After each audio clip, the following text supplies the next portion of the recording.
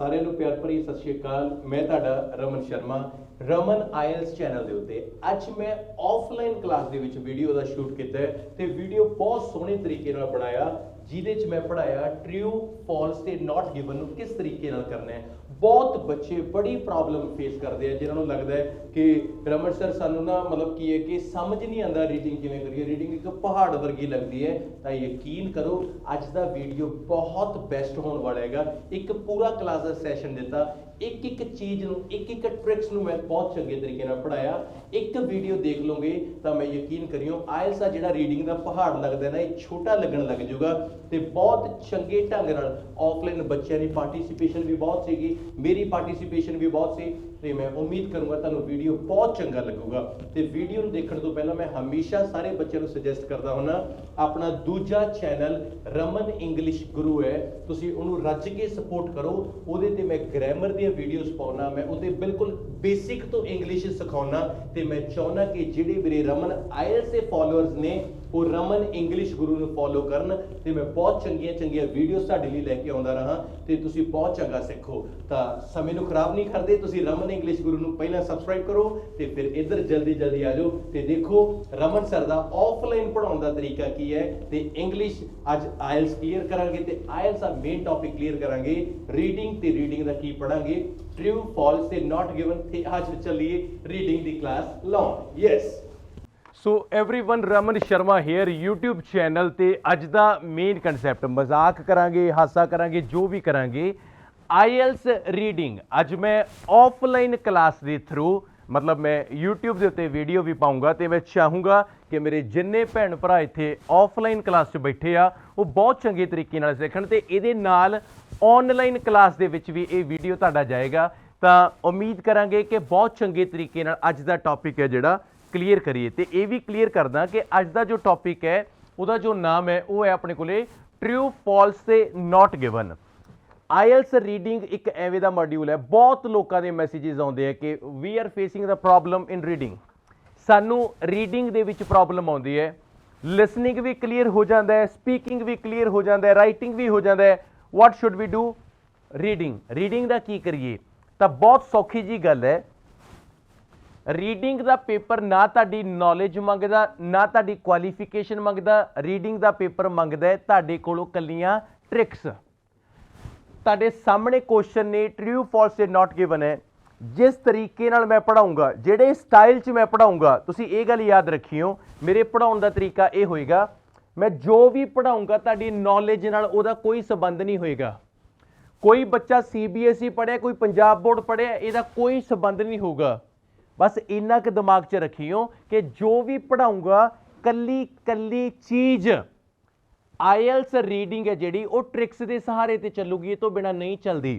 जिहड़े बच्चे नूं ट्रिक्स फॉलो करनियां आ गईयां उहदा पेपर क्लीयर है, जिन्होंने नहीं आईयां उहदा नहीं हैगा। शुरू करते हैं, समय नूं खराब नहीं करते। तो ये तो सारिਆਂ नूं बड़े चंगे तरीके नाल क्लीयर हैगा कि जो स्टेटमेंट अपना क्वेश्चन दिता होया लोकेशन ते जाके जो मैच करांगे बिल्कुल एक्यूरेट सेम मिल गया तो आंसर की होएगा? उल्ट होया ते नॉट गिवन उस कंडीशन दे विच आएगा जदों तुहानूं देखो बहुत जगह ते आपां नूं एक चीज़ देखने को मिलती है कि सर नॉट गिवन दी तां लोकेशन ही नहीं हुंदी। बड़ियां जगह ते जे आपां डिस्कशन देखते हुंदे ना, सुनते हुंदे जां कितों भी करते हैं, ट्रू भी आपां नूं करा दिंदे आ, फॉल्स भी आपां नूं करा दिंदे आ, ते वारी जदों नॉट गिवन दी हुंदी है तां इक्को गल कही जांदी है कि इहदी तां कोई लोकेशन ही नहीं हैगी। मैं तुहानूं ये भी प्रॉमिस करदा कि नॉट गिवन दी लोकेशन भी हुंदी है, तो मैं तुहानूं करके दिखाऊंगा। शुरू करिए?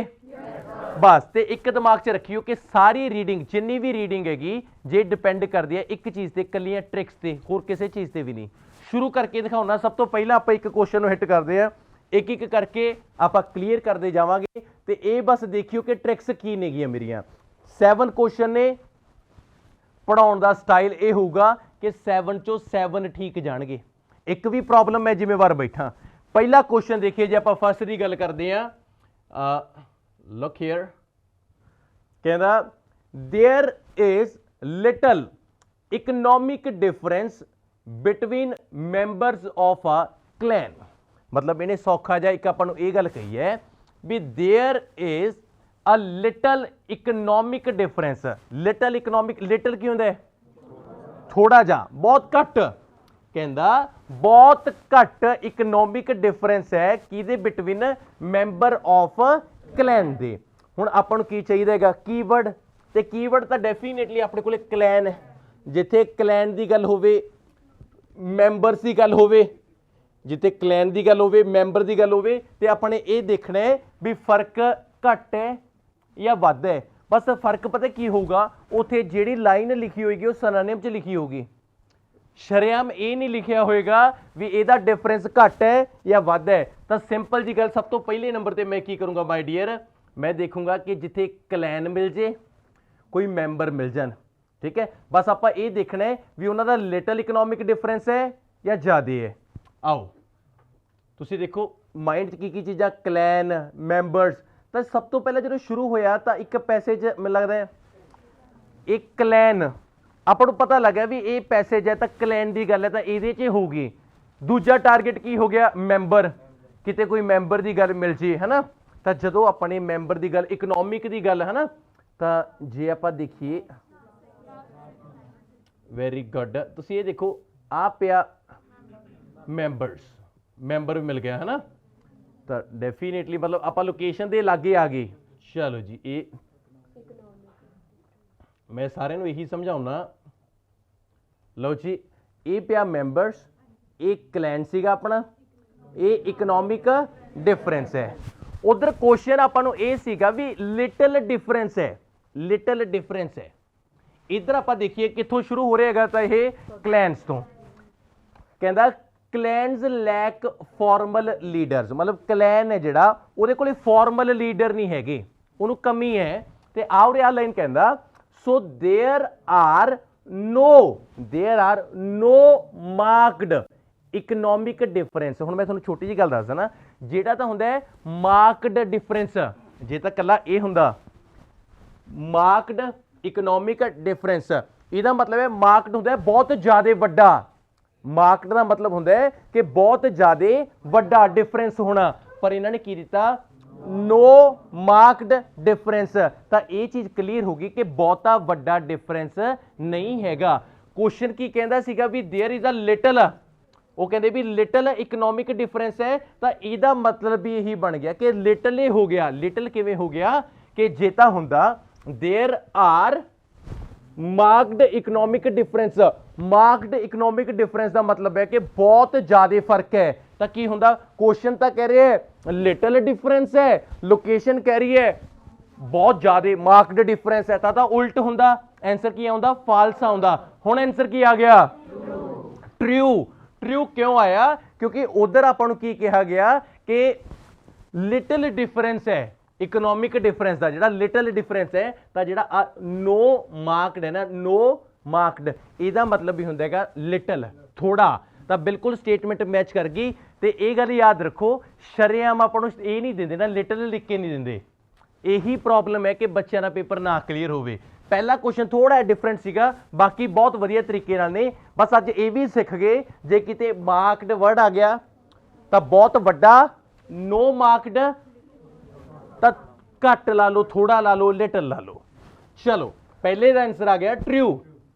ਸੈਕਿੰਡ ਤੁਸੀਂ ਇਹ ਦੇਖੋ, ਇਹ ਬੜਾ ਵਧੀਆ ਤਰੀਕੇ ਨਾਲ ਆਨਸਰ ਆਊਗਾ ਤੇ ਬਹੁਤ ਬੱਚਿਆਂ ਦੇ ਡਾਊਟ ਕਲੀਅਰ ਹੋਣਗੇ ਸੈਕਿੰਡ ਨਾਲ। ਕੁਐਸਚਨ ਕੀ ਕਹਿੰਦਾ, the farmers of a tribe. Farmers of a tribe ਕੀ ਹੋ ਗਿਆ ਕਿ ਜਿਹੜੇ ਟ੍ਰਾਈਬ ਦੇ ਫਾਰਮਰ ਨੇ, ਟ੍ਰਾਈਬ ਇੱਕ ਜਗ੍ਹਾ ਲਾ ਲਓ, ਕੋਈ ਜਾਤੀ ਲਾ ਲਓ, ਕੋਈ ਵੀ ਹੈ, ਜਿਹੜੇ ਕਿਸਾਨ ਟ੍ਰਾਈਬ ਦੇ ਨੇ, grow a wide range of plants।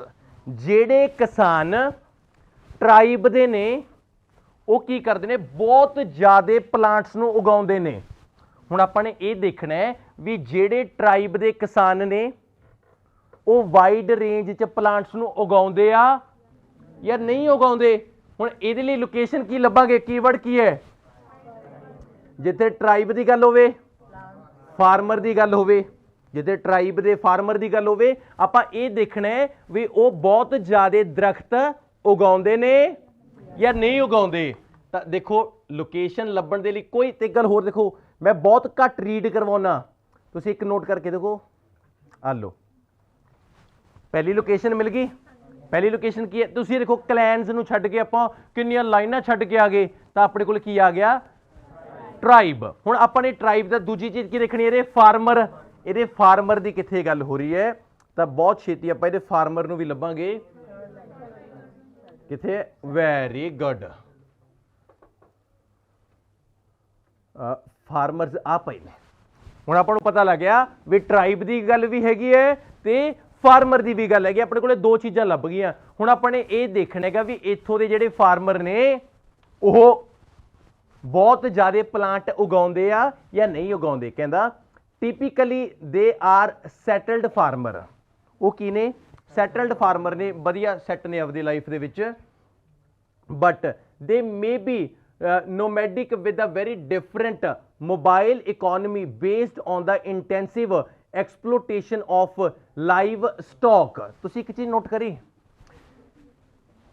Farmer मिल गया ट्राइब भी मिल गया इन्होंने कोई टॉक होरे छेड़ ली मतलब की है कि मैं अपने बच्चे नूं ये सिखाना चाहना कि किहड़े टाइप दे विच आके आंसर नॉट गिवन आउंदा है। नॉट गिवन किवें आ गया ट्राइब मिल गया फार्मर मिल गया दो चीज़ां मिल गईयां। अगला जिहड़ा अद्धा क्वेश्चन सी पता की कहंदा सीगा भी वो बहुत ज़्यादा प्लांट्स नूं ग्रो करते हैं आही सीगा उरे ना तो उन्होंने ये दस्सिया भी बहुत सारे प्लांट्स नूं ग्रो करते हैं ना उरे इन्होंने ये दस्सिया भी बहुत सारे प्लांट्स नूं ग्रो नहीं करते। इन्होंने तो कोई होर ही गल छेड़ ली भी वो बहुत वधिया सैटल्ड ने बंदे ते डिफरेंट मोबाइल इकोनॉमी की गल है इंटेंसिव है लाइव स्टॉक है पौद्यां की तो गल ही नहीं करी। हमेशा एक गल दिमाग च रखियो नॉट गिवन उदों आउंदा है जदों हाफ स्टेटमेंट मिलती है तो हाफ नहीं मिलती। तो सारे स्टूडेंट्स को यह पता लगूगा कि अपने को हाफ स्टेटमेंट किहड़ी मिल गई सी। देखो लुक सारे बच्चों को यह तो क्लीयर है। लुक अपना सैकेंड क्वेश्चन सीगा एम राइट सैकेंड क्वेश्चन ने अपने फार्मर्स लभ लिया सीगा अपने ट्राइब भी लभ लिया सीगा। अगला कोई चीज़ लभी नहीं हैगी ना ग्रो लभ्या ना वाइड लभ्या ना रेंज ऑफ प्लांट्स लभ्या कख भी नहीं लभ्या। This is the way answer आ गया नॉट गिवन। तो बहुत बार बच्चों को यह सिखाया जाता है कि नॉट गिवन की तो लोकेशन ही नहीं हैगी आ पई है लोकेशन। तो यह गल याद रखियो नॉट गिवन की लोकेशन होंदी है। कई बार ना डिस्कशन चल रहा होंगे फिर आप कहने होंगे चल छड्ड नॉट गिवन की किहड़ा लोकेशन है होंदी है। दो क्वेश्चन हो गए अपने पहला अपने की सीगा नो मार्कड डिफरेंस देखा सीगा तां करके आंसर ट्रू कढ़िया सी लिटल।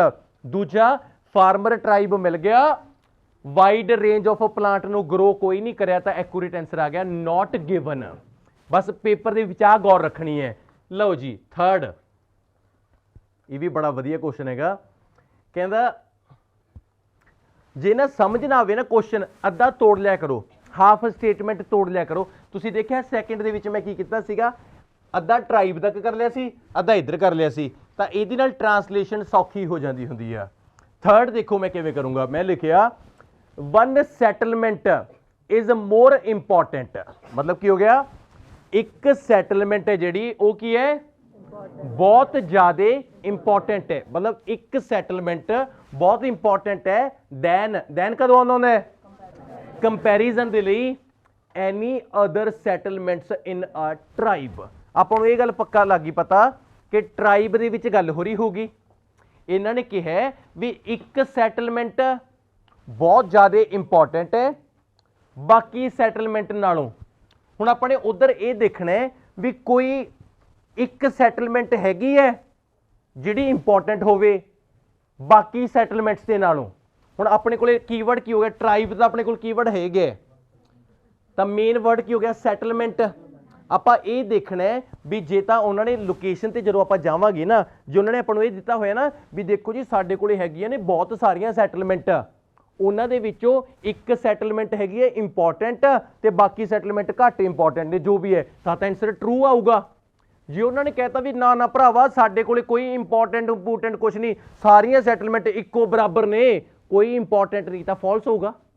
तुसीं ये देखो अपने को इन्होंने लोकेशन के लिए की मंगया कहना one settlement is more important एक सैटलमेंट ज़्यादा इंपॉर्टेंट है किन्ना नालों एनी अदर सैटलमेंट नालों दूजियां सैटलमेंट दे नालों ਇੱਕ ਸੈਟਲਮੈਂਟ ਜ਼ਿਆਦਾ ਇੰਪੋਰਟੈਂਟ ਹੈ। ਜਿੱਥੇ ਸੈਟਲਮੈਂਟ ਦੀ ਗੱਲ ਹੋਗੀ ਟਰਾਈਬ ਦੇ ਵਿੱਚ ਤਾਂ ਜਾਵਾਂਗੇ ਆ ਟਰਾਈਬ ਹੈਗਾ।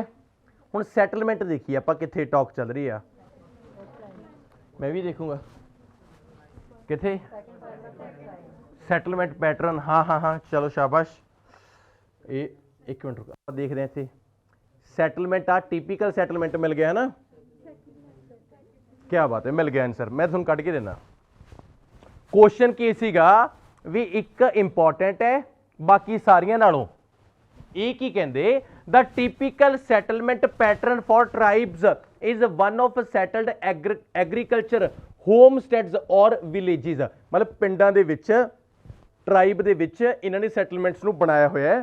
ਕਹਿੰਦਾ ਕਰੈਕਟਰਿਸਟਿਕਲੀ ਧਿਆਨ ਉਰੇ ਦੇਖੋ ਆਂਸਰ ਕਹਿੰਦਾ no one settlement dominates any of others in the region। ਕਹਿੰਦਾ ਕੋਈ ਵੀ ਸੈਟਲਮੈਂਟ ਐਵੇਂ ਦੀ ਨਹੀਂ ਹੈਗੀ ਵੀ ਦੂਜੀਆਂ ਸੈਟਲਮੈਂਟ ਤੋਂ ਵੱਧ ਇੰਪੋਰਟੈਂਟ ਹੋਵੇ, ਉਹਨਾਂ ਨੂੰ ਡੋਮੀਨੇਟ ਕਰਦੀ ਹੋਵੇ। ਮਤਲਬ ਕੀ ਹੈਗਾ ਕਿ ਸਾਰੀਆਂ ਸੈਟਲਮੈਂਟ ਕੀ ਨੇ, ਇਕੁਅਲ ਨੇ, ਸੇਮ ਨੇ। ਕੁਐਸਚਨ ਕੀ ਕਹਿੰਦਾ ਇੱਕ ਜ਼ਿਆਦਾ ਇੰਪੋਰਟੈਂਟ ਹੈ ਬਾਕੀ ਘੱਟ ਇੰਪੋਰਟੈਂਟ ਨੇ। ਇਹ ਕੀ ਕਹਿੰਦਾ no one settlement dominates any other। ਕੋਈ ਕਿਸੇ ਤੋਂ ਵੱਧ ਨਹੀਂ, ਕੋਈ ਕਿਸੇ ਤੋਂ ਘੱਟ ਨਹੀਂ, ਸਾਰੀਆਂ ਬਰਾਬਰ ਨੇ। ਐਕੂਰੇਟ ਆਂਸਰ ਕੀ ਬਣ ਗਿਆ? ਫਾਲਸ। ਵੈਰੀ ਗੁੱਡ, ਸ਼ਾਬਾਸ਼। ਉਹ ਕੀ ਕਹਿੰਦੇ ਵੀ ਇੱਕ ਵੱਧ ਇੰਪੋਰਟੈਂਟ ਹੈ ਬਾਕੀ ਘੱਟ ਨੇ। ਹਾਂ ਕਹਿੰਦਾ ਨਾ ਕੋਈ ਵੱਧ ਹੈਗੀ ਨਾ ਕੋਈ ਘੱਟ ਹੈਗੀ, ਸਾਰੀਆਂ ਇਕੁਅਲ ਨੇ। Statement contradict, answer false. ਤੁਸੀਂ ਇਹ ਦੇਖੋ ਕਿ ਕਿੰਨਾ ਕੁ ਪੜ੍ਹਦੇ ਆ ਆਪਾਂ। ਕੋਈ ਵੀ ਕੁਐਸਚਨ ਨੂੰ ਕਰਨਾ ਹੈ ਨਾ ਰੀਡਿੰਗ ਦੇ ਵਿੱਚ ਬੱਚੇ ਮਾਰ ਕਿੱਥੇ ਖਾਂਦੇ ਹੁੰਦੇ ਆ, ਉਹ ਬਹੁਤ ਜ਼ਿਆਦਾ ਰੀਡ ਆਊਟ ਕਰਦੇ ਨੇ। ਬਹੁਤ ਜ਼ਿਆਦਾ ਪੜ੍ਹਨਾ ਵੀ ਇੱਕ ਪ੍ਰੋਬਲਮ ਹੈ। ਜਦੋਂ ਬੱਚਾ ਨਾ ਰੀਡ ਤੇ ਰੀਡ ਪੂਰੇ ਪੈਸੇਜ ਪੜੂਗਾ। ਤੁਸੀਂ ਇਹ ਦੇਖੋ ਆਪਾਂ ਕੀ ਕਰਦੇ ਆ, ਜਾਂ ਟਰਾਈਬ ਦੇਖਦੇ ਆ, ਕਲੈਨ ਦੇਖਦੇ ਆ, ਫਾਰਮਰ ਦੇਖਿਆ, ਸੈਟਲਮੈਂਟ ਦੇਖਿਆ, ਉਸੇ ਲਾਈਨ ਤੇ ਪਹੁੰਚ ਜਾਂਦੇ ਆ। This is a way to do reading. ਬੱਚੇ ਰੀਡਿੰਗ ਚੋਂ ਫੇਲ ਹੁੰਦੇ ਨੇ, ਉਹਦਾ ਕਾਰਨ ਹੈ ਉਹ ਪੂਰਾ ਪੈਸੇਜ ਪੜ੍ਹਨਾ ਸ਼ੁਰੂ ਕਰ ਦਿੰਦੇ ਹੈ, ਤੇ ਇਹ ਬਹੁਤ ਗਲਤ ਹੈ। ਅਗਲਾ ਕੁਐਸਚਨ ਤੇ ਕੀਵਰਡ ਤੁਸੀਂ ਦੱਸੋਗੇ ਤੇ ਮੈਂ ਚਾਹੂੰਗਾ ਕਿ ਆਂਸਰ ਵੀ ਤੁਸੀਂ ਕਢਵਾਓ ਮੇਰੇ ਨਾਲ ਲੱਗ ਕੇ, ਠੀਕ ਆ? ਚਲੋ ਦੇਖਦੇ ਹਾਂ ਆਂਸਰ ਤੁਸੀਂ ਕਰੋਗੇ, ਕੀ ਕਰਦੇ ਹੋ ਕੀ ਨਹੀਂ ਕਰਦੇ, ਹੈ ਨਾ। ਲਓ ਜੀ, ਕਹਿੰਦਾ ਬੜਾ ਵਧੀਆ ਕੁਐਸਚਨ ਹੋਊਗਾ। ਕੀਵਰਡ ਕੱਢਾਂਗੇ ਪਹਿਲਾਂ ਤਾਂ, ਠੀਕ ਹੈ। ਇਹਦਾ ਕੁਐਸਚਨ ਕੀ ਹੈ? ਕਹਿੰਦਾ a members status in the chiefdom is determined by how much land he owns. ਹੁਣ ਜੇ ਕਈ ਵਾਰ ਟਰਾਂਸਲੇਸ਼ਨ 'ਚ ਪ੍ਰੋਬਲਮ ਆਉਂਦੀ ਹੈ ਤਾਂ ਇਹਨੂੰ ਬੜੇ ਤੋੜ ਲਓ। ਤੋੜਨ ਦਾ ਮਤਲਬ ਪਤਾ ਕੀ ਹੈਗਾ? ਕਹਿੰਦਾ ਮੈਂਬਰ ਦਾ ਜਿਹੜਾ ਸਟੇਟਸ ਹੈ, ਸਟੇਟਸ ਕੀ ਹੁੰਦਾ ਹੈ? ਰੁਤਬਾ। Very good. ਮੈਂ ਤਾਂ ਕਹਿੰਦੀ ਇੱਕ WhatsApp ਵਾਲਾ ਜਿਹੜਾ ਮੈਂਬਰ ਦਾ ਸਟੇਟਸ ਹੈ, ਜਿਹੜਾ ਰੁਤਬਾ, ਕਿੱਥੇ? ਚੀਫਡੋਮ ਦੇ ਵਿੱਚ। ਚੀਫਡੋਮ ਇੱਕ ਜਗ੍ਹਾ ਦਾ ਨਾਮ ਹੈ, ਜਿਵੇਂ ਕਲੈਨ ਹੈ, ਜਿਵੇਂ ਟਰਾਈਬ ਹੈ, ਉਹ ਵੀ ਇੱਕ ਚੀਫਡੋਮ ਹੈ। ਕਹਿੰਦਾ ਇੱਕ ਮੈਂਬਰ ਦਾ ਜਿਹੜਾ ਸਟੇਟਸ ਹੈ ਚੀਫਡੋਮ ਦੇ ਵਿੱਚ, ਉਹ ਡਿਟਰਮਾਈਨ ਕਰਿਆ ਜਾਂਦਾ ਹੈ, ਪਛਾਣਿਆ ਜਾਂਦਾ ਹੈ by how much land he owns. ਇੱਕ ਬੰਦੇ ਦਾ ਰੁਤਬਾ ਇਸ ਚੀਜ਼ ਤੋਂ ਪਛਾਣਿਆ ਜਾਂਦਾ ਹੈ ਕਿ ਉਹਦੇ ਕੋਲੇ ਕਿੰਨੀ ਜ਼ਮੀਨ ਹੈ, ਉਹਨੇ ਕਿੰਨੀ ਜ਼ਮੀਨ ਖਰੀਦੀ ਹੈ, ਜਾਂ ਕਿੰਨੀ ਜ਼ਮੀਨ ਦਾ ਉਹ ਮਾਲਕ ਹੈ। ਚੀਫਡੋਮ ਦੇ ਵਿੱਚ ਇੱਕ ਬੰਦੇ ਦਾ ਸਟੇਟਸ ਤਾਂ ਪਛਾਣਿਆ ਜਾਂਦਾ ਹੈ, ਤਾਂ ਦੇਖਿਆ ਜਾਂਦਾ ਹੈ ਵੀ ਉਹਦੇ ਕੋਲੇ ਕਿੰਨੀ ਜ਼ਮੀਨ ਹੈ, ਕਿੰਨੀ ਲੈਂਡ ਹੈ। ਆਪਾਂ ਉਧਰ ਕੀ ਕਰਾਂਗੇ? ਸਭ ਤੋਂ ਪਹਿਲਾਂ ਚੀਫਡੋਮ ਲੱਭ ਲਾਂਗੇ, ਲੱਭ ਜੂਗਾ। ਚੀਫਡੋਮ ਲੱਭਣ ਤੋਂ ਬਾਅਦ ਆਪਾਂ ਮੈਂਬਰ ਦੇ ਕੋਈ ਸਟੇਟਸ ਦੀ ਗੱਲ ਦੇਖ ਲਾਂਗੇ, ਉਹ ਵੀ ਲੱਭ ਜੂਗਾ। ਫਿਰ ਆਪਾਂ ਇਹ ਦੇਖਾਂਗੇ, ਜੇ ਤਾਂ ਉਹਨਾਂ ਨੇ ਲੋਕੇਸ਼ਨ ਤੇ ਦਿੱਤਾ ਹੋਇਆ ਵੀ ਹਾਂਜੀ ਇੱਕ ਮੈਂਬਰ ਦਾ ਜਿਹੜਾ ਸਟੇਟਸ ਹੈ ਉਹ ਤਾਂ ਪਰਖਿਆ ਜਾਂਦਾ ਹੈ ਵੀ ਉਹਦੇ ਕੋਲੇ ਕਿੰਨੀ ਲੈਂਡ ਹੈ, ਫਿਰ ਤਾਂ ਮੈਚ ਕਰ ਗਿਆ। ਫਿਰ ਕੀ ਆ ਗਿਆ? ਟਰੂ ਆ ਗਿਆ। ਜੇ ਉਹਨਾਂ ਨੇ ਦਿੱਤਾ ਵੀ ਨਾ ਭਰਾਵਾ ਜ਼ਮੀਨ ਜਮੂਨ ਤੋਂ ਸਟੇਟਸ ਨਹੀਂ ਦੇਖਿਆ ਜਾਂਦਾ, ਕਿਸੇ ਹੋਰ ਚੀਜ਼ ਤੋਂ ਸਟੇਟਸ ਦੇਖਿਆ ਜਾਂਦਾ ਹੈ, ਫਿਰ ਕੀ ਆ ਗਿਆ? ਚਲੋ ਆ ਆਂਸਰ ਤੁਹਾਡਾ ਤੇ ਮੇਰਾ ਪ੍ਰੋਮਿਸ ਹੈ, ਨੋਟ ਗਿਵਨ ਨਹੀਂ ਆਉਂਦਾ।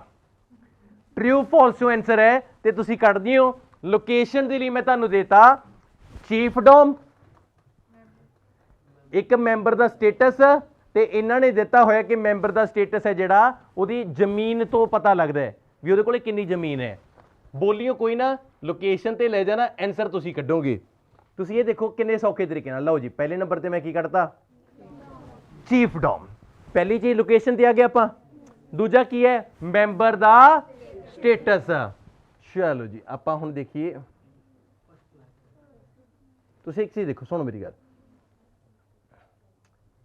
ਸੋਸ਼ਲ ਸਟੇਟਸ ਦਿੱਤਾ ਹੋਇਆ ਤੇ ਨਾ ਇੱਕ ਉਰੇ ਆਹ ਵਰਡ ਦਿੱਤਾ ਹੋਇਆ ਤੁਹਾਨੂੰ ਮੈਂ ਦੱਸਾਂ, ਪ੍ਰੈਸਟੀਜ। ਤੇ ਮੈਂ ਤੁਹਾਨੂੰ ਸਾਰਿਆਂ ਨੂੰ ਦੱਸਦਾ, ਸਟੇਟਸ ਦਾ ਸਿਨੋਨਿਮ ਹੁੰਦਾ ਪ੍ਰੈਸਟੀਜ, ਇੱਜ਼ਤ। ਸਿੱਖਣ ਦੀ ਗੱਲ ਹੈ, ਪ੍ਰੈਸਟੀਜ ਹੁੰਦਾ ਹੈ ਇੱਜ਼ਤ, ਇੱਕ ਬੰਦੇ ਦੀ ਇੱਜ਼ਤ। ਆਓ ਪ੍ਰੈਸਟੀਜ ਤੋਂ ਆਂਸਰ ਸ਼ੁਰੂ ਹੁੰਦਾ, ਬੋਲਿਓ ਕੋਈ ਨਾ, ਆਂਸਰ ਸੋਚ ਲਓ।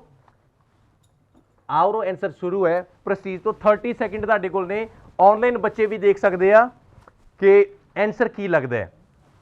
ਬੋਲਿਓ ਨਾ ਕੋਈ, ਬਸ ਉਧਰ ਦੱਸਿਆ ਸੀਗਾ ਵੀ ਇੱਕ ਸਟੇਟਸ ਬੰਦੇ ਦਾ ਜ਼ਮੀਨ ਤੋਂ ਦੇਖ ਕੇ ਪਤਾ ਲੱਗਦਾ, ਠੀਕ ਹੈ, ਮੈਂਬਰ ਦਾ। 20 ਸੈਕਿੰਡ, ਰੀਡ।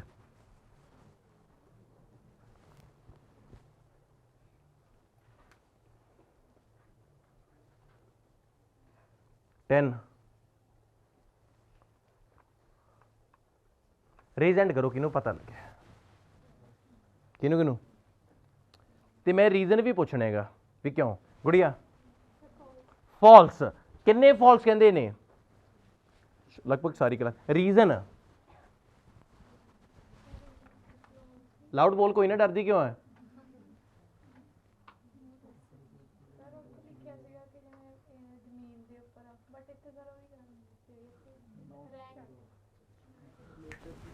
ਟੇਸਟ ਦਿਓ, ਟੇਸਟ ਚਾਹੀਦਾ ਜੀ। ਸਰ ਇਹਦੇ ਵਿੱਚ ਇਹ ਦੱਸਿਆ ਵੀ ਜਿਹੜਾ ਚੀਫ ਦੇ ਜਮੀ ਕਲੋਜ਼ ਹੈ ਉਹਦਾ ਸਟੇਟਸ ਮੰਨਿਆ। ਵੈਰੀ ਗੁੱਡ ਹੈ, ਤੁਸੀਂ ਸਮਝੇ ਮੇਰੀ ਗੱਲ। ਉਧਰ ਕੁਐਸਚਨ ਕੀ ਕਹਿੰਦਾ ਸੀਗਾ ਵੀ ਇੱਕ ਬੰਦੇ ਦਾ ਸਟੇਟਸ ਕਿਵੇਂ ਪਰਖਿਆ ਜਾਊਗਾ, ਵੀ ਉਹਦੇ ਕੋਲੇ ਕਿੰਨੀ ਜ਼ਮੀਨ ਹੈ, ਕਿੰਨੀ ਲੈਂਡ ਹੈ। ਇੱਧਰ ਕਹਿੰਦਾ ਜਿਹੜਾ ਪ੍ਰੈਸਟੀਜ ਹੈ ਜਾਂ ਜਿਹੜਾ ਰੈਂਕ ਹੈ ਆਰ ਡੈਟਰਮਾਈਂਡ, ਆਪਾਂ ਨੇ ਡੈਟਰਮਾਈਂਡ ਪਿਛਲੀ ਵਾਰ ਵੀ ਪੜ੍ਹ ਕੇ ਆਏ ਨਾ, ਪਛਾਣਿਆ ਜਾਂਦਾ ਕਿਸੇ ਤੋਂ, ਹਨਾ। How closely related 1 is to the chief.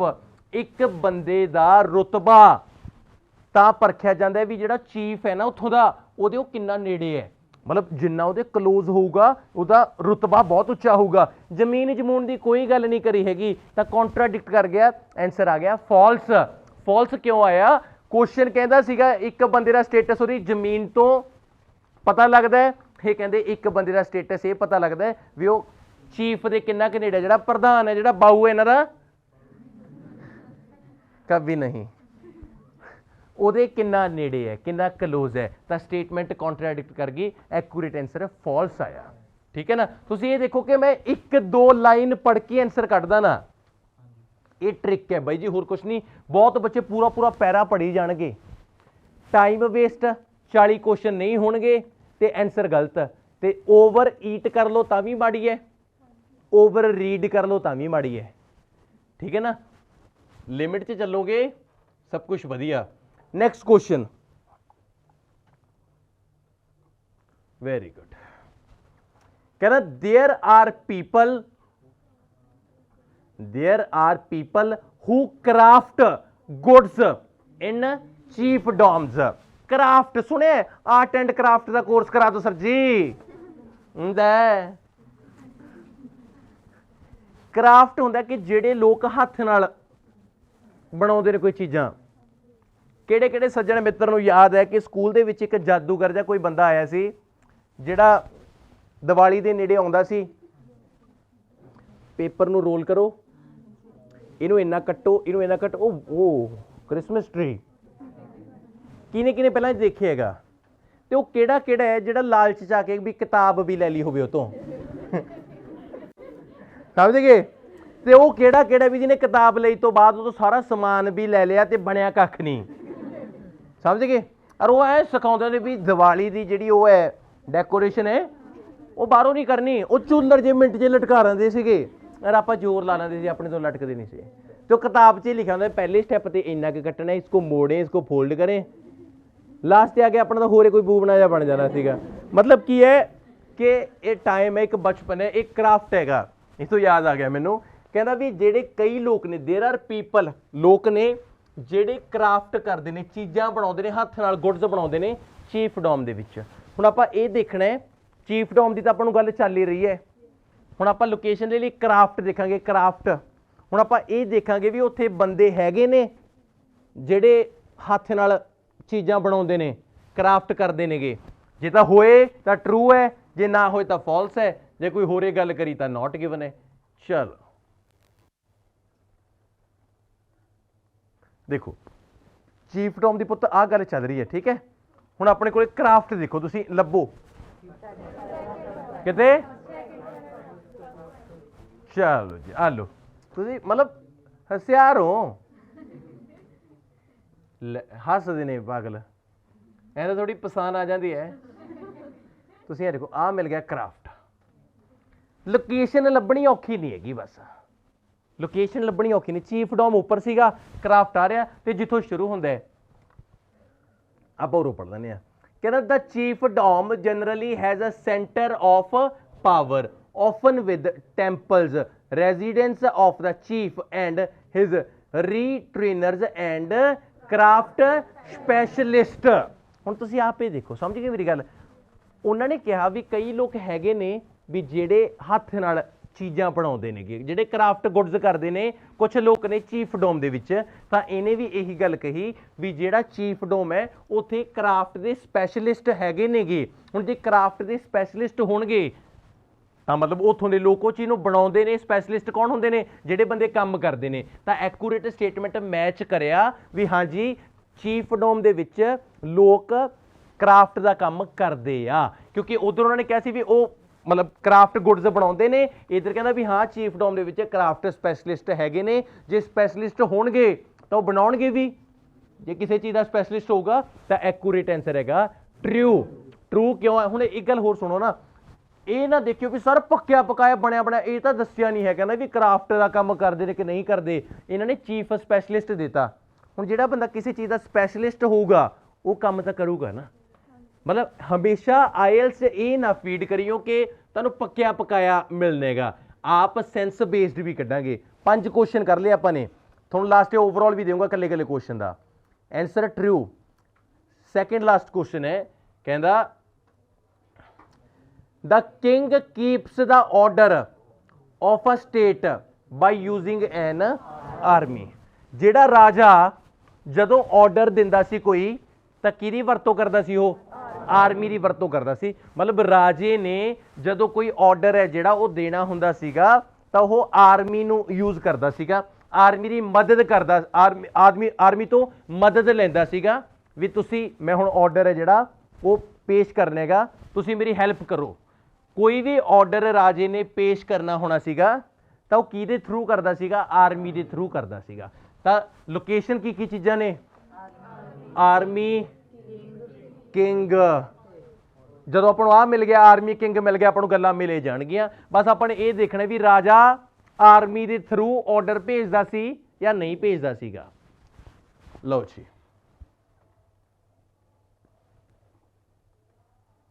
ਤੇ ਇਹ 'ਚ ਕੋਈ ਚੀਫ ਚੂਫ ਡੋਮ ਕੁਛ ਨਹੀਂ ਕਰੇ ਨਾ, ਤਾਂ ਆਪਾਂ ਇਹਨੂੰ ਇਹ 'ਚ ਪੜ੍ਹਦੇ ਹਾਂ ਨਾ ਅਗਲੀ 'ਚ।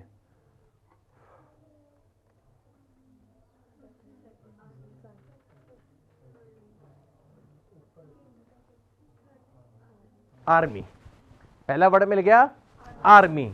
ਮੈਂ ਲੋਕੇਸ਼ਨ ਲੱਭਣੀ ਸਿਖਾ ਰਿਹਾ, ਇਹਦੇ ਥਰੂ ਪੇਪਰ ਕਲੀਅਰ ਹੋਊਗਾ।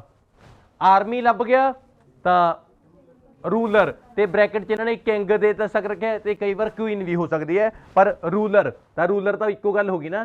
ਕਹਿੰਦਾ ਬਟ ਦਾ ਰੂਲਰ ਪਰਹੈਪਸ ਕਦੇ ਕਿੰਗ ਵੀ ਹੋ ਸਕਦਾ ਹੈ, ਕਦੇ ਕਦੇ ਉਹ ਕੁਈਨ ਵੀ ਹੋ ਸਕਦੀ ਹੈ। Has explicit authority to establish laws and also to enforce them by the use of standing army। ਜਦੋਂ ਵੀ ਕਿੰਗ ਨੇ ਕੋਈ ਲਾਅ ਨੂੰ ਪੇਸ਼ ਕਰਨਾ ਹੁੰਦਾ ਸੀਗਾ ਤਾਂ ਉਹ ਕਿਹਦੇ ਥਰੂ ਪੇਸ਼ ਕਰਦਾ ਸੀਗਾ? ਆਰਮੀ ਦੇ ਥਰੂ ਕਰਦਾ ਸੀਗਾ। ਉਧਰ ਵੀ ਆਪਾਂ ਨੂੰ ਇਹੀ ਗੱਲ ਕਹੀ ਸੀ ਵੀ ਰਾਜੇ ਨੇ ਜੇ ਕੋਈ ਆਰਡਰ ਹੈ ਜੇ ਪੇਸ਼ ਕਰਨਾ ਹੁੰਦਾ ਸੀਗਾ ਤਾਂ ਕਿਹਦੇ ਥਰੂ ਪੇਸ਼ ਕਰਦਾ ਸੀ? ਆਰਮੀ ਦੇ। ਤੇ ਬਸ ਇੱਧਰ ਫਰਕ ਇੰਨਾ ਕਰ ਗਿਆ, ਇੱਧਰ ਇਹਨਾਂ ਨੇ ਐਸਟੈਬਲਿਸ਼ ਹੁੰਦੇ ਸਥਾਪਿਤ ਕਰਨਾ, ਲਾਅ ਹੋ ਗਿਆ ਕਾਨੂੰਨ। ਜਦੋਂ ਕੋਈ ਰਾਜੇ ਨੇ ਕੋਈ ਕਾਨੂੰਨ ਨੂੰ ਸਥਾਪਿਤ ਕਰਨਾ ਸੀਗਾ ਤਾਂ ਆਰਮੀ ਦੀ ਹੈਲਪ ਲੈਂਦਾ ਸੀ। ਤੇ ਉਧਰ ਉਹਨਾਂ ਨੇ ਲੋਕੇਸ਼ਨ ਦੇ ਰੱਖਿਆ ਵੀ ਜਦੋਂ ਰਾਜੇ ਨੇ ਕੋਈ ਆਰਡਰ ਦੇਣਾ ਹੁੰਦਾ ਸੀਗਾ। ਆਰਡਰ ਦੇਣਾ ਵੀ ਇੱਕੋ ਗੱਲ ਹੋ ਗਈ ਨਾ, ਜਦੋਂ ਆਪੇ ਕੋਈ ਕਾਨੂੰਨ ਨਵਾਂ ਬਣਾ ਰਿਹਾ ਤਾਂ ਉਹਦਾ ਆਰਡਰ ਇਹ ਹੋ ਗਿਆ। ਐਕੂਰੇਟ ਆਨਸਰ ਆ ਗਿਆ ਟਰੂ। ਤੇ ਇੱਕ ਗੱਲ ਹੋਰ ਦੇਖੋ, ਆਪਾਂ ਇੱਕ ਵਾਰ ਤੈਨੂੰ ਓਵਰਆਲ ਦੱਸਾਂ ਇੱਕ ਚੀਜ਼। ਕਈ ਵਾਰ ਸੈਂਸ ਕੰਮ ਕਰਨ ਲੱਗਿਆ ਨਹੀਂ ਹੁੰਦਾ ਬੰਦੇ ਦੀ। ਤੁਸੀਂ ਇੱਕ ਚੀਜ਼ ਦੇਖੋ, ਜੇ ਆਪਾਂ ਪਹਿਲੇ 6 ਕੁਐਸਚਨ ਦਾ ਇੱਕ ਵਾਰ ਓਵਰਆਲ ਜਿਹਾ ਝਾਕੀਏ, ਆਪਣਾ ਜਿਹੜਾ ਫਸਟ ਕੁਐਸਚਨ ਸੀਗਾ ਉਹ ਕੀ ਕਹਿੰਦੇ ਸੀ ਵੀ ਲਿਟਲ ਇਕਨੋਮਿਕ ਡਿਫਰੈਂਸ ਹੈ, ਉਧਰ ਸੀ ਆਪਣੇ ਕੋਲੇ ਨੋ ਮਾਰਕਡ ਡਿਫਰੈਂਸ, ਮੈਚ ਕਰ ਗਿਆ, ਟਰੂ ਆਇਆ ਸੀਗਾ। ਦੂਜੇ 'ਚ ਆਪਾਂ ਨੂੰ ਫਾਰਮਰ ਤੇ ਟਰਾਈਬ ਮਿਲ ਗਿਆ ਸੀ, ਕੋਈ ਵਾਈਡ ਰੇਂਜ ਆਫ ਪਲਾਂਟ ਨੂੰ ਗਰੋ ਕਰਨ ਦੀ ਗੱਲ, ਤਾਂ ਐਕੂਰੇਟ ਆਨਸਰ ਕੀ ਆ ਗਿਆ ਸੀ, ਨਾਟ ਗਿਵਨ। ਥਰਡ ਦੇ ਵਿੱਚ ਉਹਨਾਂ ਨੇ ਦਿੱਤਾ ਵੀ ਵਨ ਸੈਟਲਮੈਂਟ ਹੈ ਜਿਹੜੀ ਉਹ ਜ਼ਿਆਦਾ ਇੰਪੋਰਟੈਂਟ ਹੈ ਦੂਜੀਆਂ ਸੈਟਲਮੈਂਟ ਨਾਲੋਂ। ਉਧਰ ਆਪਾਂ ਨੂੰ ਕੀ ਕਿਹਾ ਸੀ ਵੀ ਸਾਰੀਆਂ ਸੈਟਲਮੈਂਟ ਇਕੁਅਲ ਨੇ, ਕੋਈ ਕਿਸੇ ਤੋਂ ਡੋਮੀਨੇਟ ਨਹੀਂ ਹੈਗੀ, ਕੋਈ ਕਿਸੇ ਦੇ ਨੀਚੇ ਨਹੀਂ ਹੈਗੀ, ਕੋਈ ਕਿਸੇ ਦੇ ਉੱਪਰ ਨਹੀਂ ਹੈਗੀ, ਸਾਰੀਆਂ ਇਕੁਅਲ ਨੇ, ਤਾਂ ਆਨਸਰ ਕੀ ਆ ਗਿਆ ਸੀ, ਫਾਲਸ। ਉਹ ਕਹਿੰਦਾ ਵੀ ਜਿਹੜਾ ਮੈਂਬਰ ਦਾ ਸਟੇਟਸ ਹੈ ਚੀਫਡਮ ਦਾ, ਲੈਂਡ ਤੋਂ ਪਛਾਣਿਆ ਜਾਂਦਾ ਸੀ, ਉਹਦੇ ਚੀਫ ਤੋਂ ਪਛਾਣਿਆ ਜਾਂਦਾ ਸੀਗਾ, ਆਨਸਰ ਕੀ ਆ ਗਿਆ, ਫਾਲਸ। ਕਹਿੰਦਾ ਵੀ ਉੱਥੇ ਕਈ ਬੰਦੇ ਜਿਹੜੇ ਕਰਾਫਟ ਗੁੱਡਸ ਦਾ ਕਰਦੇ ਨੇ ਚੀਫਡਮ ਦੇ ਵਿੱਚ, ਹਾਂ ਕਿਉਂ ਸੀਗਾ, ਕਿਉਂਕਿ ਉੱਥੇ ਕਰਾਫਟ ਦੇ ਸਪੈਸ਼ਲਿਸਟ ਸੀਗੇ। ਤੇ ਲਾਸਟ ਸੀਗਾ ਵੀ ਰਾਜਾ ਜਿਹੜਾ ਆਰਮੀ ਦਾ ਯੂਜ਼ ਕਰਦਾ ਸੀਗਾ ਜਦੋਂ ਕੋਈ ਆਰਡਰ ਦੇਣਾ ਹੁੰਦਾ ਸੀ, ਉਧਰ ਕੀ ਸੀਗਾ ਵੀ ਜਦੋਂ ਉਹਨੇ ਐਸਟੈਬਲਿਸ਼ ਲਾਅ ਕਰਨਾ ਹੁੰਦਾ ਸੀ ਤਾਂ ਡੈਫੀਨਿਟਲੀ ਮੈਚ ਕਰ ਗਿਆ, ਯੈਸ ਜਾਂ ਟਰੂ। ਓ ਮਾਈ ਗॉड, ਮੈਂ ਵੀ ਗਲਤ ਕਰ ਗਿਆ ਸੀ ਨਾ, ਮਤਲਬ ਟਰੂ, ਜੇ ਟਰੂ ਕਰੋਗੇ ਤਾਂ ਟਰੂਡੋ ਮਿਲੂਗਾ, ਤਾਂ ਹੀ ਕੈਨੇਡਾ ਜਾਓਗੇ ਖਸਮੋ। ਉਹ ਇੱਕ ਗੱਲ ਹੈ, ਟਰੂ ਫਾਲਸ ਖਾਸੇ ਟਾਈਮ ਤੋਂ ਆ ਗਏ, ਇੱਕ ਰਹਿ ਗਿਆ। ਆਪਣੇ ਵਾਲੇ ਆ ਸੋਚਦੇ ਨੇ ਬਸ, ਆਪਣੇ ਵਾਲੀ ਤਕੜੀ ਸੋਚ ਹੈ ਨਾ, ਔਰ ਅੱਧੇ ਤਾਂ ਨਾ ਬਾਈ ਗॉड ਕਰਨ ਤੋਂ ਪਹਿਲਾਂ ਡਿਜ਼ਾਈਨ ਦਾ ਬਣਾਈ ਜਾਂਦੇ ਨੇ, ਇੱਕ ਟਰੂ ਫਾਲਸ, ਫਾਲਸ ਟਰੂ, ਜਿਵੇਂ ਗੁੱਥੇ ਗੁੱਥੇ, Raman Raman, class class, IELTS IELTS, true true. 7th question ਹੈ ਆਪਣੇ ਕੋਲੇ, ਬਿਊਰੋਕ੍ਰੈਟਿਕ ਆਫੀਸਰ ਨੇ ਜਿਹੜੇ ਕਹਿੰਦੇ ਰਿਸੀਵ ਕਰਦੇ ਆ higher salaries than other members. ਕਹਿਣ ਦਾ ਮਤਲਬ ਇਹ ਆ ਲੋਕੇਸ਼ਨ ਬਹੁਤ ਸੌਖੀ ਲੱਭ ਜੂਗੀ, ਬਿਊਰੋਕ੍ਰੈਟਿਕ ਤੇ ਬਹੁਤ ਵੱਡਾ ਵਰਡ ਹੈ ਤੇ ਸੌਖਾ ਵੀ ਲੱਭ ਜੂਗਾ। ਆਪਾਂ ਨੂੰ ਇਹਨੇ ਇਹ ਗੱਲ ਕਹੀ ਹੈ ਵੀ ਜਿਹੜੇ ਬਿਊਰੋਕ੍ਰੈਟਿਕ ਦੇ ਆਫੀਸਰ ਨੇਗੇ ਉਹਨਾਂ ਨੂੰ ਮਿਲਦੀ ਆ ਜ਼ਿਆਦਾ ਤਨਖਾਹ ਦੂਜੇ ਮੈਂਬਰਸ ਨਾਲੋਂ। ਹੁਣ ਆਪਾਂ ਉਧਰ ਜਾ ਕੇ ਲੋਕੇਸ਼ਨ ਤੇ ਕੀ ਲੱਭਾਂਗੇ, ਬਿਊਰੋਕ੍ਰੈਟਿਕ, ਬਸ ਆਪਾਂ ਨੇ ਇਹ ਦੇਖਣਾ ਹੈ ਵੀ ਉਹਨਾਂ ਨੂੰ ਜ਼ਿਆਦਾ ਤਨਖਾਹ ਮਿਲਦੀ ਹੈ ਨਹੀਂ ਮਿਲਦੀ ਹੈ, ਜਾਂ ਕੀ ਗੱਲ ਹੁੰਦੀ ਹੈ ਕੀ ਨਹੀਂ ਹੁੰਦੀ ਹੈ। ਤਾਂ ਚਲੋ ਬਿਊਰੋ, ਮੇਰੇ ਮਾਈਂਡ 'ਚ ਪਤਾ ਕੀ ਹੈ, ਬਿਊਰੋਕ੍ਰੈਟਿਕ ਹੈ, ਹਾਈ ਸੈਲਰੀਜ਼ ਹੈ, ਦੂਜੇ ਮੈਂਬਰਸ ਨਾਲੋਂ ਹੈ, ਠੀਕ ਹੈ। ਤਾਂ ਦੇਖੋ ਜਦੋਂ ਮੈਂ ਆਇਆ ਲੋਕੇਸ਼ਨ ਤੇ ਲੱਭਣ, ਬਿਊਰੋਕ੍ਰੈਟਿਕ ਦੇਖਿਓ ਦੇਖੂਗਾ ਕਿਤੇ ਲਾਸਟ,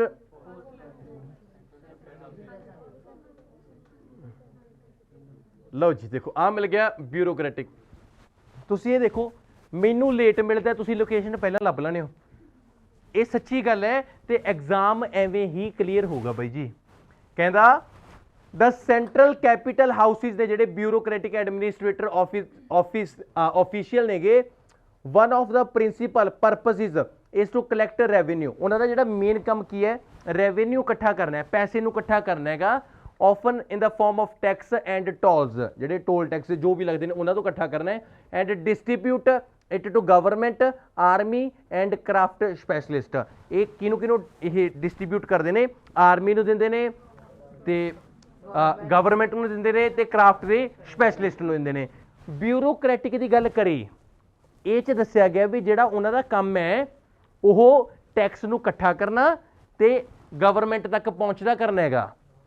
ਲੋਕੇਸ਼ਨ ਜਿਹੜਾ ਕੁਐਸਚਨ ਸੀਗਾ ਆਪਾਂ ਨੂੰ ਕੀ ਕਹਿੰਦਾ ਸੀਗਾ ਵੀ ਬਿਊਰੋਕ੍ਰੈਟਿਕ ਦੀ ਜਿਹੜੀ ਜ਼ਿਆਦਾ ਤਨਖਾਹ ਹੈ ਦੂਜੇ ਮੈਂਬਰ, ਉਹਨੇ ਤਨਖਾਹ ਦੀ ਤਾਂ ਗੱਲ ਹੀ ਨਹੀਂ ਕਰੀ, ਮਤਲਬ ਫਿਰ ਕੀ ਹੋ ਗਿਆ, ਹਾਫ ਮਿਲ ਗਿਆ ਹਾਫ ਨਹੀਂ ਮਿਲਿਆ, ਆਨਸਰ ਕੀ ਆ ਗਿਆ, ਨਾਟ ਗਿਵਨ। ਤੁਸੀਂ ਇਹ ਦੇਖੋ ਕਿ ਨਾਟ ਗਿਵਨ ਦੀ ਵੀ ਲੋਕੇਸ਼ਨ ਹੈ। ਹੁਣ ਜੇ ਕੋਈ ਬੱਚਾ ਇਹ ਸੋਚੀ ਚੱਲੂਗਾ ਸਰ ਬਿਊਰੋਕ੍ਰੈਟਿਕ ਤਾਂ ਹੈਗਾ, ਬਿਊਰੋਕ੍ਰੈਟਿਕ ਤਾਂ ਹੈਗਾ, ਇੱਕ ਦੇ ਹੋਣ ਨਾਲ ਕੀ ਕਰਾਂਗੇ, ਕਈ ਵਾਰ ਸਾਰੀ ਲੋਕੇਸ਼ਨ ਮਿਲ ਜਾਂਦੀ ਹੈ, ਇੱਕ ਵਰਡ ਮਿਸ ਹੋ ਜਾਂਦਾ ਹੈ। ਜੇ ਪੂਰੇ ਸੈਂਟੈਂਸ ਦੇ ਵਿੱਚੋਂ ਕੋਈ ਚੀਜ਼ ਮਿਸ ਹੋ ਗਈ ਤਾਂ ਨਾਟ ਗਿਵਨ ਆਊਗਾ, ਇਹ ਸ਼ੋਰ ਆ ਮੈਂ। ਆਪਾਂ 7 ਕੁਐਸਚਨ ਕਰੇ ਨੇ ਟਰੂ ਫਾਲਸ ਦੇ, ਤੇ ਇਹ ਗੱਲ ਯਾਦ ਰੱਖਿਓ ਐਗਜ਼ਾਮ ਦੇ ਵਿੱਚ ਕੋਈ ਪਤਾ ਨਹੀਂ ਪ੍ਰੈਡਿਕਸ਼ਨ ਦੇ ਸਹਾਰੇ ਤੇ ਕੀ ਪਤਾ ਸੇਮ ਦੇ ਸੇਮ ਲੋਕੇਸ਼ਨ ਤੇ ਸਾਰਾ ਕੁਝ ਆਹੀ ਆ ਜੇ। ਮੈਂ ਤਾਂ ਕਹਿੰਦਾ ਜਿਹੜੇ ਵੀਡੀਓ ਦੇਖਦੇ ਨੇ ਖਸਮੋ ਖਬਰ ਤੁਹਾਨੂੰ ਸੇਮ ਹੀ ਆ ਜੀ, ਮੁੜ ਕੇ ਤੁਸੀਂ ਕਹਿ ਰਹੇ ਹੋ ਵੀ ਸਰ ਮੈਂ 5 ਮਿੰਟ ਦਾ ਵਿਹਲਾ ਬੈਠੂ ਕਿਉਂਕਿ ਆਨਸਰ ਆਈ ਨੋ। ਪਰ ਮੈਂ ਇਹ ਉਹੀ ਨਾ ਸੋਚੀ ਚੱਲਿਓ ਵੀ ਮਾਸਟਰ ਨੇ ਤੁੱਕਾ ਜਿਹਾ ਮਾਰ ਕੇ ਦਿੱਤਾ, ਪਰ ਇਹ ਲੇਟੈਸਟ ਰੀਡਿੰਗ ਤੁਹਾਨੂੰ ਪ੍ਰੋਵਾਈਡ ਕਰ ਰਹੇ ਹਾਂ। ਤੇ ਬਾਈ ਜੀ ਮੈਂ ਤਾਂ ਕਹਿੰਦਾ ਦੁਆ ਕਰਦਾ ਹਰੇਕ ਬੱਚੇ ਦਾ ਪੇਪਰ ਕਲੀਅਰ ਹੋਵੇ, ਤੇ ਤੁਹਾਨੂੰ ਵੀਡੀਓ ਚੰਗੀ ਲੱਗਦੀ ਆ, ਤੁਸੀਂ ਵੀ ਦੇਖਦੇ ਹੋ ਤੇ ਤੁਸੀਂ ਵੀ ਮੇਰੇ ਕੋਲ ਉਰੇ ਪੜ੍ਹਦੇ ਹੋਗੇ, ਹੈ ਨਾ। ਤਾਂ ਮੈਂ ਇਹ ਹਮੇਸ਼ਾ ਕੋਸ਼ਿਸ਼ ਕਰਦਾ ਆਪਾਂ 7 ਕੁਐਸਚਨ ਕਰੇ ਤੇ ਹਰੇਕ 'ਚ ਕਿਤੇ ਨਾ ਕਿਤੇ ਤਾਂ ਟ੍ਰਿਕ ਲੁਕੀ ਹੋਈ ਸੀ ਨਾ।